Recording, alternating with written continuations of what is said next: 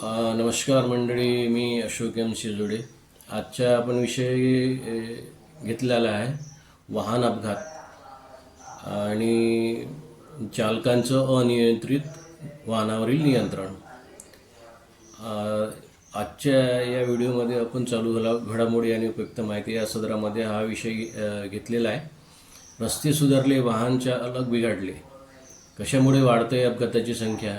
तर आजकाल काय झालं आहे, प्रत्येकाच्याकडे वाहन आहे. मोटरसायकल आहे, चारचाकी आहे, ट्रॅक्टर आहे, मोठे कमर्शियल वाहन आहेत आणि चालक हे निष्काळजीपणाने वाहनं चालवत आहेत. रस्ते खूप सुधारलेत. बरेचसे रस्त्याची गुणवत्ता चांगली झालेली आहे. रस्त्या गुडगुडीत झाल्यामुळे वाहनावर वेगात चालवण्याचा मोह आवरत नाही लोकांना.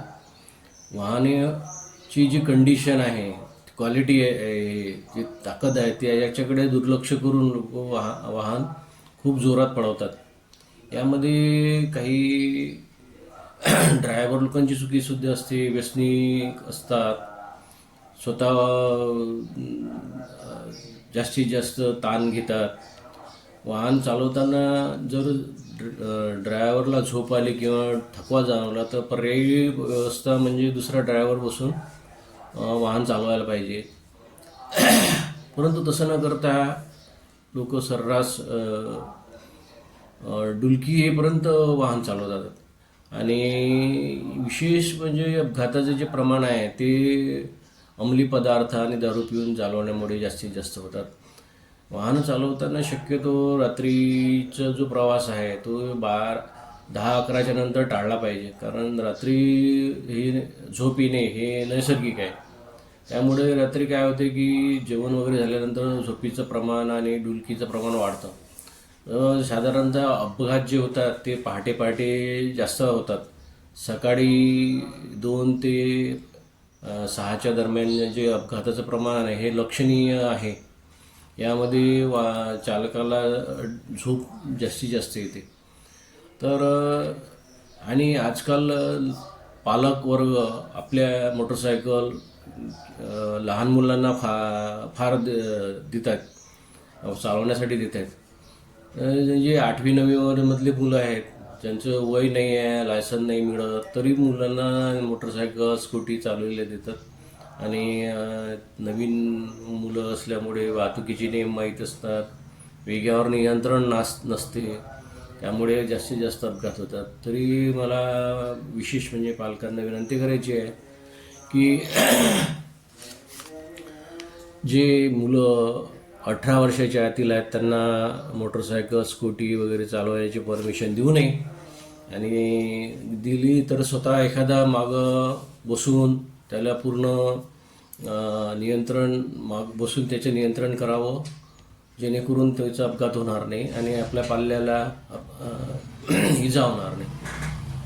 शक्यतो देऊच नका, कारण सरकारी नियमाचं उल्लंघन आहे आणि अपघात होण्याची शक्यता असतात. मोटरसायकल चालवताना शक्यतो प्रत्येकाने हेल्मेट वापरणं गरजेचं आहे, आणि या हेल्मेट वापरल्यामुळे मेंदूचा मार लागण्याची शक्यता कमी असते आणि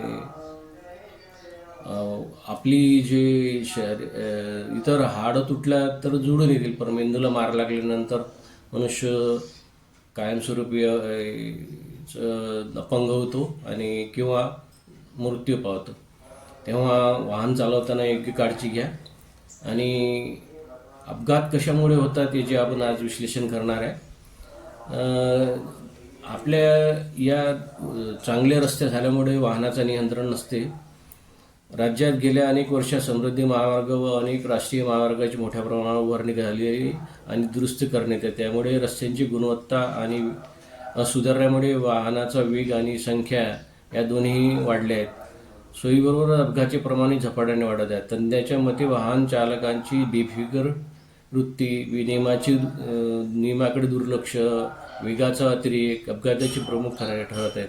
विशेषतः लांब पल्ल्याच्या प्रवासात हायवे हिप्नोसिस नावाचा जो प्रकार आहे तो आता वाढत आहे. समृद्धी महामार्गावर गाडी चालवताना कुठंच वळण नाही किंवा काही आहे आहे तो रस्ता एकदम गुडगुडीत आहे, त्यामुळे गाडीला गिअर बदलायचं काम पडत नाही. अशा वेळेस गाडी चालवताना अशी हिप्नोसिसची अवस्था निर्माण होते आणि ड्रायव्हरला गुंगी येते. त्यामुळे अपघाताचे प्रमाण खूप वाढलेलं आहे मोठ्या हायवेवर, समृद्धी महामार्गासारख्या आणि राष्ट्रीय महामार्गावर. अपघाताची कारणे काय आहेत? संशोधनाच्या निकषानुसार समृद्धी महामार्गावर अपघाताचे प्रमुख कारण म्हणजे अतिवेग. ताशी 120 वेग मर्यादेत निश्चित केली असूनही काही वाहने 120 मर्यादेपेक्षाही जास्त वाहनं पळवतात. वाहनं जास्त पळवल्यामुळे वाहन अनियंत्रणात होते आणि त्यामुळे अपघात होतात. वाहन जर चांगले आहे तर नवीन आहे तर वेगळी गोष्ट, परंतु जे जुने वाहन आहेत ज्यांची कंडिशन इतक्या पळवण्याच्या वेगाच्या मर्यादेत पळवण्याची नसते, ती वाहनं लोक पळवतात. त्यामुळे टायर फुटणे किंवा इतर कारणाने अनियंत्रित वाहन नियंत्रित होणे याचे मोठे कारण आहेत. वेगाचा मोह आणि शिस्तीचा अभाव हा प्रमुख याच्यातील अपघातातील कारण आहे. महामार्गावर सुरक्षेसाठी आपण काय केलं पाहिजे? महामार्ग सुरक्षा प्रवाह करताना वेग मर्यादा पाळा, थकवा जाणवल्यास विश्रांती घ्या, मोबाईलचा वापर टाळा, सीट बेल्ट हेल्मेटचा वापर करा, वाहतुकीचे नियम काटेकोरपणे पाळा.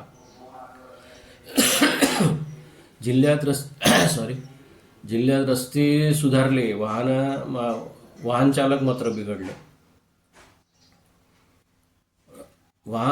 रस्ते सुधारले असते ते वाहन चालकांनी शिस्त पाळणे गरजेचे आहे, अन्यथा महामार्गावर मृत्यूशी सापळे ठरण्याचा धोका वाढत आहे. बुलढाणा जिल्ह्यातील समृद्धी मार्ग, नॅशनल हायवे, राज्यमार्ग आणि अनेक लहान मोठे रस्ते गुळगुळीत असतात. त्यामुळे वाहनधारकांना वेग मर्यादा न पाळल्यामुळे अपघात होताना दिसतात. प्रवासात डुलकी आणि थकवा फार धोकादायक असतो. प्रवासात जर तुम्हाला सकाळी झोप आल्यासारखं वाटत असेल तर शक्यतो गाडी एका साईडला लावून 1-2 तासाची झोप घ्या आणि तरच पुढे जा. आणि जर दुसरा ड्रायव्हर असेल तर दुसऱ्या ड्रायव्हरच्या याच्यात ताब्यात गाडी देऊन त्याला चालवायला लावा, कारण डुलकी लागल्यानंतर तुमची गाडी अनियंत्रित होऊन मोठा अपघात होण्याची शक्यता जास्तीच असते. आपल्या जिल्ह्यामध्ये या मागच्या वर्षी जवळजवळ 159 नागरिकांचा मृत्यू झालेला आहे. एवढी अपघाताची संख्या वाढलेली आहे. याला कारण म्हणजे वाहनाची संख्या दरवर्षी लाखो करोडोनी रस्त्यावर उतरत आहेत आणि अनियंत्रित होत आहेत. वाहन चालवतानाची जी काही काळजी घेतली जाते ती करत लोक घेत नाहीत. जिल्हा प्रशासन याच्यासाठी कारवाई करते, परंतु काही वाहन चालक नियम मोडून हायवे पोलिसांकडून कारवाई केली जाते. अनेकावर गुन्हे दाखल करतात, दंड मोठ्या प्रमाणात वसूल केला जातो, पण वाहन चालक काही त्या नियमांचं पालन करत नाहीत आणि यामुळे अपघात होते. हायवेवर जो हिप्नोसिसचा वाढत आहे याला कारण म्हणजे महामार्गावर सतत सरळ रस्त्याची चालत असतात वाहने आणि एकाग्रता कमी होती आणि त्यामुळे अर्धवट झोपलेल्या स्थितीची परिस्थिती निर्माण होते. ड्रायव्हरची गुंगी येते कारण गिअर बदलायचं काम पडत नाही, सतत एकसारखी गाडी चालत असते आणि AC वगैरे चालल्यामुळे जास्त झोप आल्यासारखी होऊन अपघात होतात. यासाठी ठराविक अंतरावर जाऊन तोंड धुवा, खाली गाडी उतरून तोंड धुवा, स्वच्छ व्हा, चहा वगैरे घ्या आणि फ्रेश व्हा आणि परत गाडी चालवा. हा त्यावर एक उपाय आहे. सतत गाडी चालवू नका. थकवा आणि डुलकी येत असल्यास निश्चित गाडी थांबवा आणि आपली डुलकी निघून गेल्यानंतरच गाडी चालवा. असे वेगवेगळे उपाय करा. छोट्या मुलांच्या हाती गाडी देऊ नका, हेल्मेट वापरा, वाहतुकीच्या नियमाचं पालन करा. हे सर्व उपाय केले तरच अपघात कमी होतील, नाहीतर अपघात वाढण्याची शक्यता जास्तच आहे. हा व्हिडिओ आपल्याला कसा वाटला तर कॉमेंट करा, लाईक करा, शेअर करा. चॅनलवर नवीन असाल तर सबस्क्राईब करा. सबस्क्राईब करायला काही पैसे लागत नाहीत. जेणेकरून जास्तीत जास्त लोकांपर्यंत हा व्हिडिओ पोहोचेल. धन्यवाद. भेटूया एखाद्या अशाच पुढच्या व्हिडिओमध्ये. नमस्कार. जय महाराष्ट्र.